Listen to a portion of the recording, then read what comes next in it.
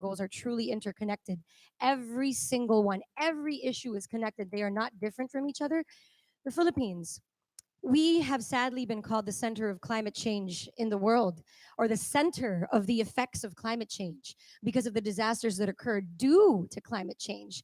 And it's sad to think that, of course, it's been said time and again that the countries or the people least responsible for these effects are the ones that suffer through it. And the Philippines has been going through that. And when we were trying to tackle the issue of plastic pollution, it was really difficult to think of how do we tell everybody simply just not to litter and recycle. And there are so many more important issues like hunger, poverty, and of course, natural disasters. Last World Environment Day, we were lucky enough to be able to launch Clean Seas Filipinas. And this is, of course, in partnership with the Global UN Environment Campaign. And this is with GEF, UNDP Philippines, and the DENR. And what we are trying to do is really to empower the youth.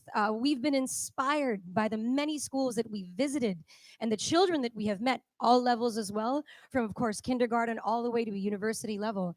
And when they take initiative to either do recycling, to fight climate change, or to take a stand for something, it's really inspiring and it's so different. They really take the lead. And it seems that we as adults really actually tend to listen because they truly are right.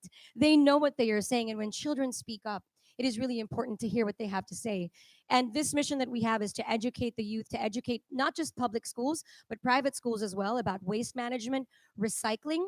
We're trying to create local circular economies in every single community to teach them that we really have to depend on each other.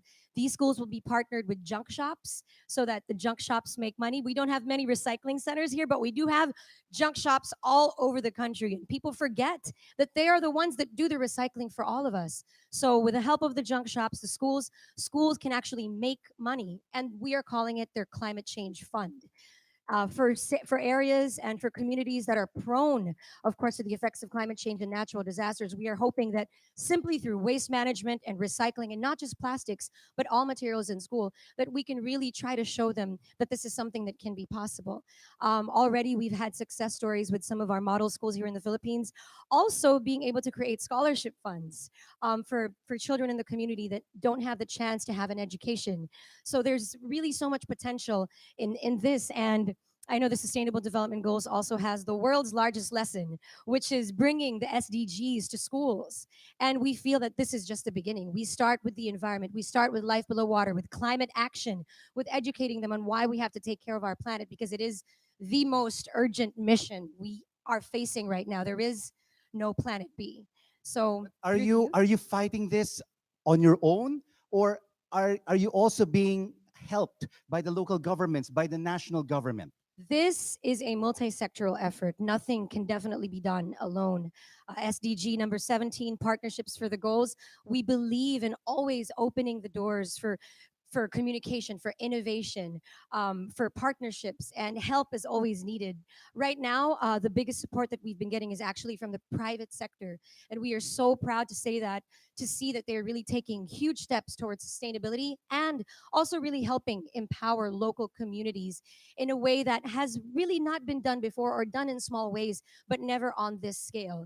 But if there's any time to do this, now is the time. And we know that we really are living on a deadline. And this is not even just for us, but it is for the youth, for the future. And we encourage everyone that really has the capacity to help, remember that every person has so much power. When we speak to political leaders, we are not just speaking to them as a political leader anymore. We're speaking to them as a human being making decisions that'll be for the good of not just the planet or other people, but for their loved ones as well. It starts with us. Thank you so much, Antoinette. Let's now move on to Dina. Dina, 13 years old, goes to school from Monday to Friday.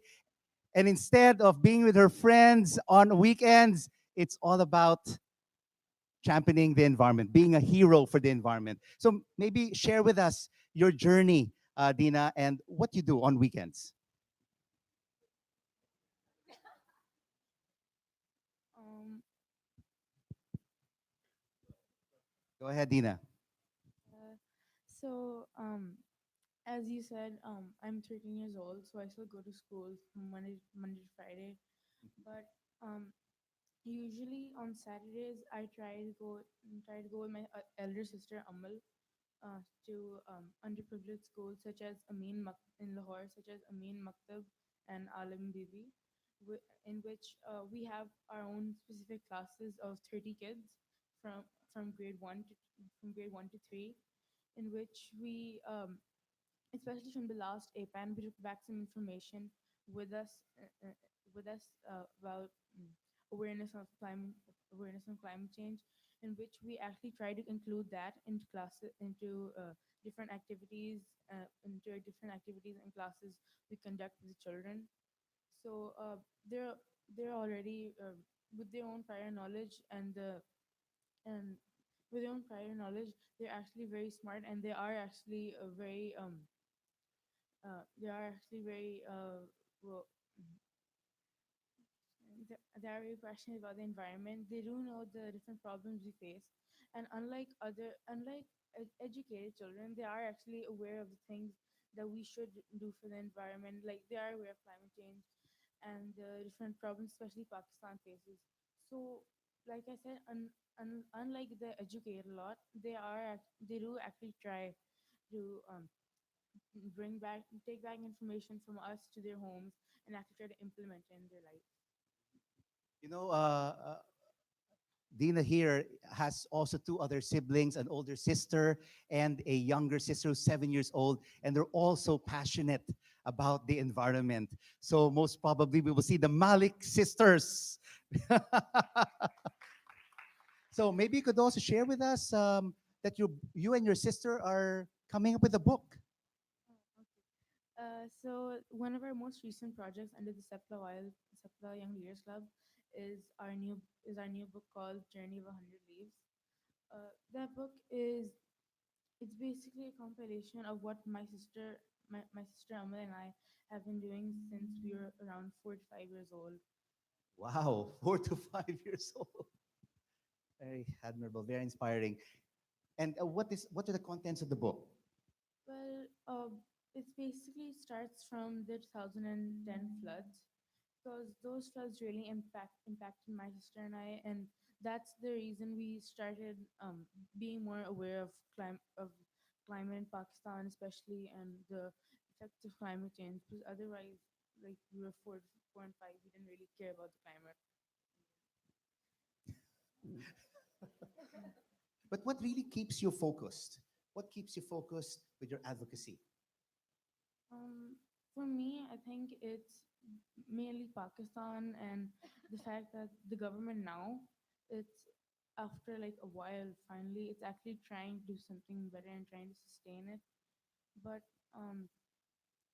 like from before a few years ago, um, I wasn't really focused on climate change. But after the sixth APAN, after hearing all the talks and about the Paris Agreement and different sorts of actual projects on working towards better climate, it actually influenced me to actually go deeper into climate change and actually try to do something about it instead of just like sitting around.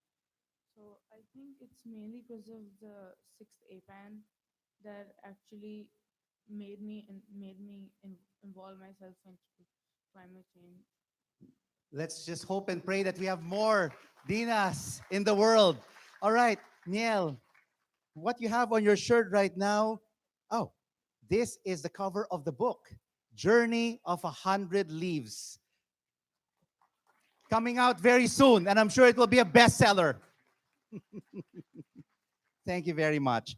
Let's move on now to Niel. And what you have on your shirt at the moment is Heirs to Our Oceans. What is this all about? So, Heirs to Our Oceans is a nonprofit organization that works to empower youth all over the world and to get them to really learn about the problems that the ocean faces and working with scientists and researchers to come up with solutions. And basically, how do you keep yourself focused? You're 18 years old. Um, what basically inspires you to do what you do? Um, I think what really inspires me is my responsibility to take action and do what I can to come up with solutions for the ocean's problems, since my generation and the next generation will be inheriting these problems. Mhm. So basically, doing what I can and working with the community and government leaders and other youth to make change happen. Okay, everybody wants to make change happen, and especially for the youth. We can be, sometimes we can tell our government leaders, why is it not happening as quickly as we want to? Don't you get frustrated that your plans, your ideas, your advocacy is not being does not move forward as quickly as you want it to be? Yeah, but I think it's also important to be patient and also be persistent. Hmm. Persistent, yes. You should never be frustrated. Yeah, You should never uh, put your guard down. You should always fight it out. stay determined. Stay determined. Stay determined. And is that the kind of attitude that you have as well, Alex? That you always want to stay determined, that you will never be let down by the bureaucracy or by problems that confront you? Well, definitely. But I've been fortunate enough to see the way people work in all different levels, from a local level, national parks, from a city level, and all the way like to here on a global level. So it's so and once I do when I come to speak at places like this, I realize that every problem, if it was that easy to be solved, it would have been solved already. So it makes me understand everything as a bigger picture. So people that say that, why are you changing? Why is this not a change? It's because they weren't fortunate enough to see what I have seen. So I really understand, like, everyone in this room has put all their careers into what we are talking about today. So I understand it, and that's what I'm trying to tell everyone else and tell the students. It's not about like saving the world is not about like just planting trees. You have to understand that there's a whole system, there's a whole ecosystem. It's the environment. Everyone is dependent on one another. Your actions do depend on that, just like how whale sharks and elephants, like, they have to live off each other scientifically. So to answer your question, I'm quite patient and I quite see the bigger picture, and I know where I fit in and where I can make a change. But to be able to go up and like fight, it's not as easy as people outside in society may think it is. So I'm with you guys. I'm with you guys. Yeah. That's why it is an intergenerational problem, right? We just have to keep on moving forward. Antoinette, would you like to add to that? Um, I guess even with speaking about how everything began, I think it's important for every human being to remember and to not underestimate the power that they have. It's not just the leaders, or it's not just the scientists that do the work. It has to be every single person on the planet. And when we talk about the 1.5-degree global issue that we are facing right now, it's really something that has to be solved by every single person aggressively. In today's society, many people tend to put the blame on others or to depend on certain institutions. And when we began, it took us a long time to start because we didn't know where to begin. We were like, what? We don't know the first thing about running an NGO or feeding children or saving the planet. And we realized the greatest lesson we learned was taking that first big, great step. You can have the grand plan. Don't be intimidated by wanting to do something greater to help. The first step really, really creates the whole path for every single human being, just like what you did when you were 4 years old, and now look at where you are today. And when we speak of that, I'd like to quote Dr. Sylvia Earle. She said that there's never been a greater time to be alive. But why did she say that? She says that because never before have our decisions had the capacity to change the world right before our eyes. And never before have the greatest capabilities of humanity been challenged. So, this is the opportunity to take a step forward, to lead in the future. Sustainability is the future, saving the planet is the future. There is no planet B. We have one life to live. Our choices count. We have to live with purpose, and we have to make it count for both people and the planet. And as we sit here today, I feel we're not even here representing ourselves as humanitarians or environmentalists anymore.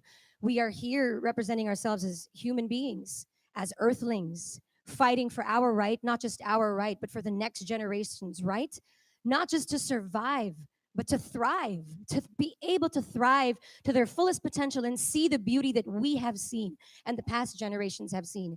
And I think that is the greatest responsibility that we really have to face. So maybe let's, how inspiring. That's why I wanted to wear these special shoes for this event, because I know that I will be inspired and I will be empowered. It's a bit off the beaten track, but I know when I saw these pair of shoes, it will be so fitting for this intergenerational dialogue. So maybe what we can do is hear now, maybe from our mentors, the veterans have been champions of the environment for many years. And maybe let's ask Mr. Hook first. You've heard the youth movement. You've heard their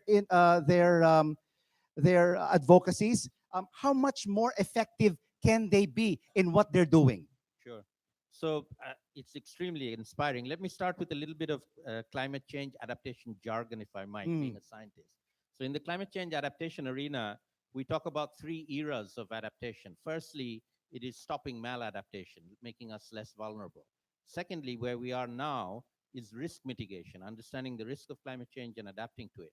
But the third is the most important. It's called transformative adaptation. It's not just about risk management, but it's about transforming the world so we end up being better off than we were before. And that's the future. This is where the youth come in. They are the ones who are going to transform adaptation and climate change. So to me, I don't like talking about the climate change problem anymore. I talk about the climate change opportunity. It's an opportunity for us to fix the world, to make it better, and for young people to lead the way to do that. So, from what you've learned we're talking about basically listening and learning from the youth. What have you learned, and from their stories?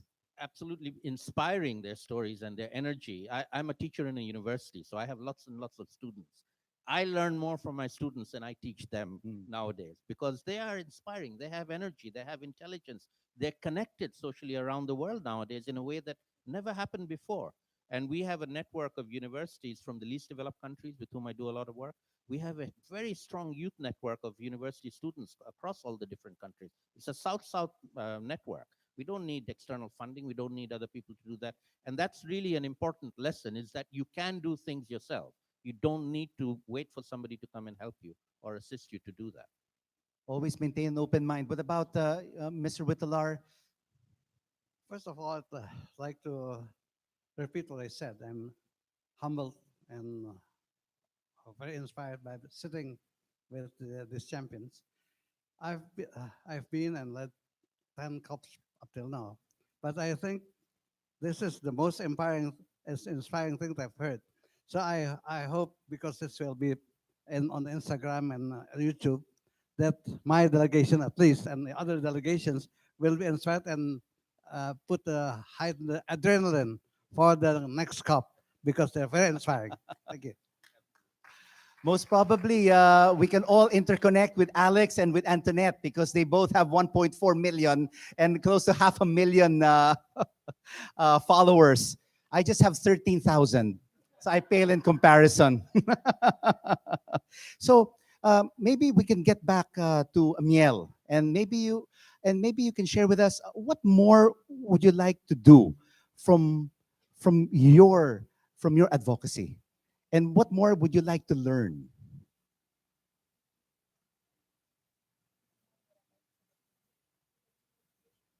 Education, awareness. Yeah, so I believe that in order for young people to really care and understand and stay focused, like you said, on climate change issues, is they need to actually understand and learn about the issues. So with our current school systems, it's not really set up that way, where we're in classrooms most days, and we're not outside in our natural environment and being interactive, and we're not learning all our subjects in relation to real world issues, and we're not given the time and space to be creative and have or develop our critical thinking skills to solve these issues and um, yeah. so so I think that with education reform, that's one of the biggest ways to tackle climate change issues, and also having other people like adults and people in the climate change community to set a good example by walking the talk. Absolutely, Yeah. walking the talk. And of course, you just graduated from high school, and you're here in a global forum. And over the next 3 days, you can indeed learn from the experts and from the various stakeholders about adaptation and resilience in climate change. Yeah. This is the best university. This is the best platform to learn. And Dina, 13 years old. So, what are still your what are you planning going forward? What are your plans? Okay, in the last APAN, I talked about green architecture uh, and how I've already started growing a rooftop garden. But ever since I visited Singapore last year, I went with my family on vacation. I saw that it is very developed compared to a lot of countries, and in the aspect of green architecture, it is like very big. Like most of the buildings were green, were plant based, and I could see that it was actually helping the environment since it felt much fresher compared to Pakistan and compared to Pakistan. So I think that um, most people in Pakistan aren't really educated about the climate, and half of them don't even care about it. But I think that they should at least be educated on the basic level, and they should try to infer further, because Pakistan is a developing since it's a developing country. It could cause problems in the future if people don't if the government doesn't try to do anything about climate. All right. Thank you very much. Thank you very much, Dina. And maybe we have about 3 minutes left before the end of the session because we've run over. Our coffee break is supposed to be at 10:30 to 11. But would you just like to cancel the coffee break? Can we just continue on with our discussion here? Oh, it seems like everybody wants a coffee break before their parallel sessions. So maybe we would like to have a final word from Mr. Whittler, Rahmat Whittler. I thought I've said enough, but I want to send a You've message never said enough, Mr. Whittler. We are learning from to you. all of us that we have to learn and to listen to our children. And in this aspect, adaptation is survival. If we ignore that or do business as usual, we risk being extinct ourselves. Thank you very much. Rahmat Whittler.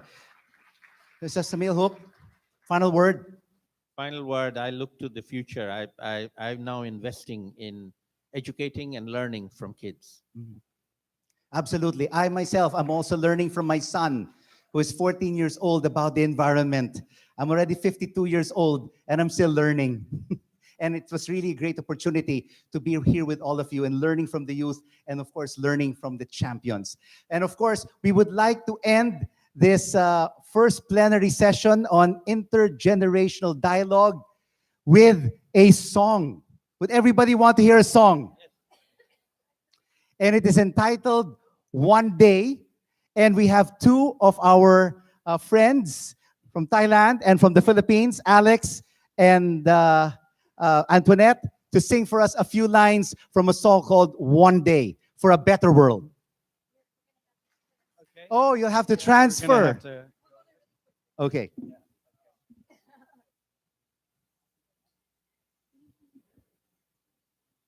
We're doing something different this morning, apart from just hearing from our panelists. So it's all about music as well, inspiring people. Alex will be playing on the guitar, and Antoinette will be singing. This was for us. actually very, very, very last minute, and it really shows you that when people come together for a mission, anything is possible, because who would have thought that we would find a guitar here this morning? But we did. And it's even an electric guitar. Um, I guess we just want to say thank you for this opportunity to be able to create these amazing partnerships and to be inspired by your work. And of course, Alex over here is ready to play for us. Give it up for Alex on guitar.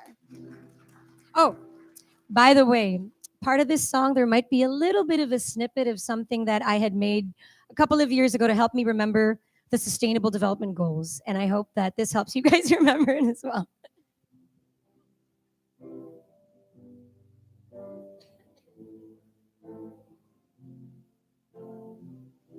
Sometimes I lay under the moon and thank God I'm breathing. And I pray, don't take me soon. I am here for a reason. Sometimes in my tears I drown, but I never let it get me down. So when negativity surrounds, I know someday it'll all turn around. 'Cause all my life I've been waiting for, I've been praying for the people to say that we don't want to fight no more.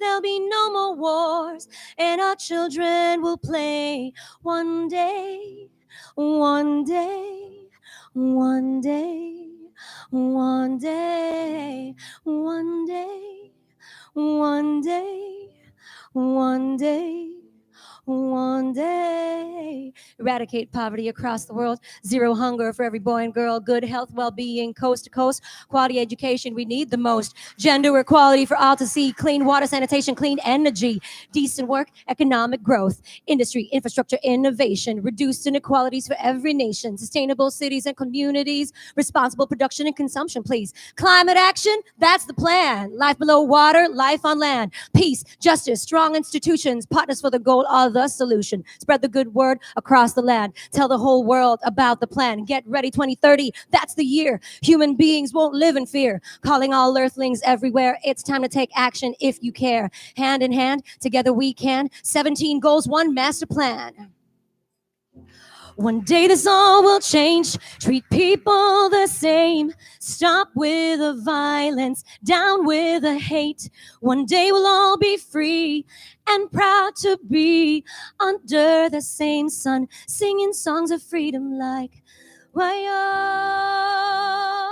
are we all,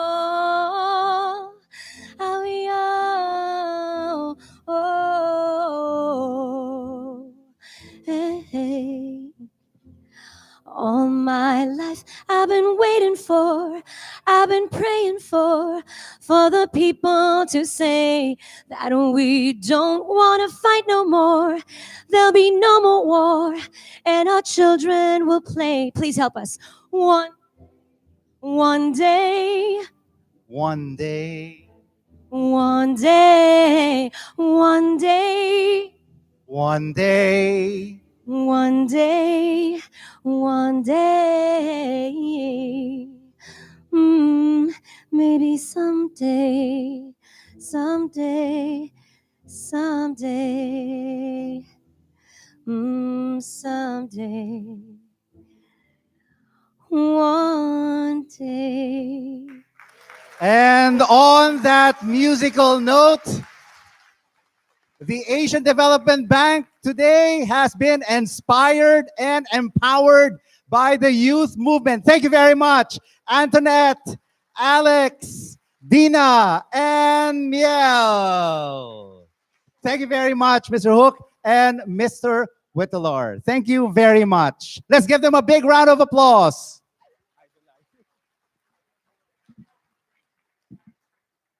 And now, ladies and gentlemen, we have a coffee break at the auditorium foyer. And of course, after the coffee break, we will have the parallel sessions. In this auditorium A, we have industry and built environment.